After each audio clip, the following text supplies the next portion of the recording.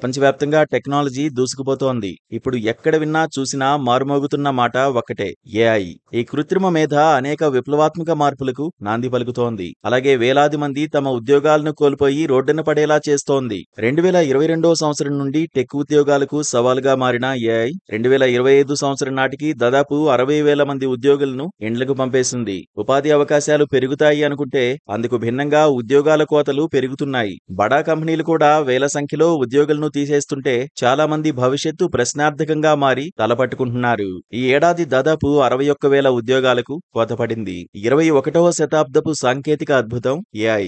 ఇది ఇప్పుడు అన్నింటా సర్వాంతర్యామి అన్నట్లుగా మారిపోయింది. అసలు ఏఐ లేని రంగమే లేదంటే అతిశయోక్తి కాదు. జీవితాన్ని సులభతరం చేస్తూ పని పద్ధతులను మరింత సౌలభ్యంగా మార్చడం ఏఐ సొంతం. అందుకే ఏఐలో ఆధిపత్యం కోసం దేశాలు పోటీ పడుతున్నాయి. నూతన ఆవిష్కరణల పేరుతో ఏఐ వినియోగం బాగా పెరుగుతోంది. అయితే ఏఐ ఇప్పటికే వేలాది మంది ఉద్యోగులను ఇంటికి పంపేస్తుండడం ఆందోళన కలిగిస్తోంది.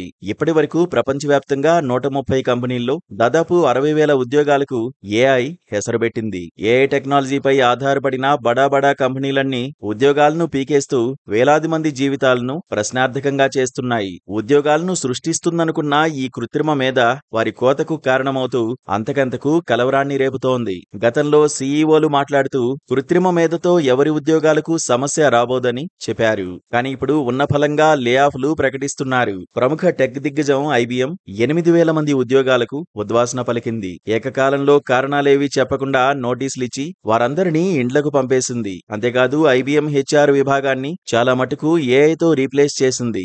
గత నెలలో 6,000 మందికి ఉద్వాసన పలికింది. ఇదే సంస్థ 2023లో అత్యధికంగా 10,000 మందిని ఉద్యోగాల్లో నుంచి తీసేసింది. మార్కెట్లో పైచేయి సాధించడానికి అవసరమైన ఏఐ సాంకేతికతను వాడుతూనే ఉంటామని వారు చెబుతున్నారు. మళ్లీ తాజాగా మరో 3,000 మంది ఉద్యోగాల తొలగింపుకు మైక్రోసాఫ్ట్ నిర్ణయం తీసుకుంది. ఇదిలా ఉండగా గూగుల్ కూడా ఒక్క మే నెలలోనే 200 మంది ఉద్యోగులను తొలగించింది. కేవలం ఏఐ కారణంగా ఒక్క మే నెలలోనే 23,400 ఉద్యోగాలకు కోత పడింది.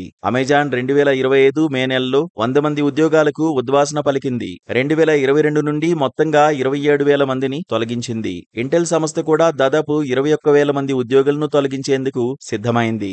ఏఐ కారణంగా టెక్ కంపెనీల్లో ఫ్రెషర్ల నియామకాలు 50% పడిపోయినట్లు సెగల్ ఫైర్ నివేదికను వెల్లడించింది. కృత్రిమ మేధ పెరగడంతో జూనియర్లకు ఉద్యోగాలే లేకుండా పోతున్నాయి. మార్కెట్లో ఏఐ భారీ మార్పులను తీసుకొస్తోంది. ప్రపంచవ్యాప్తంగా నెలకొన్న సమస్యలు జాబ్ మార్కెట్లో పెద్ద మార్పులకు కారణమవుతున్నాయి.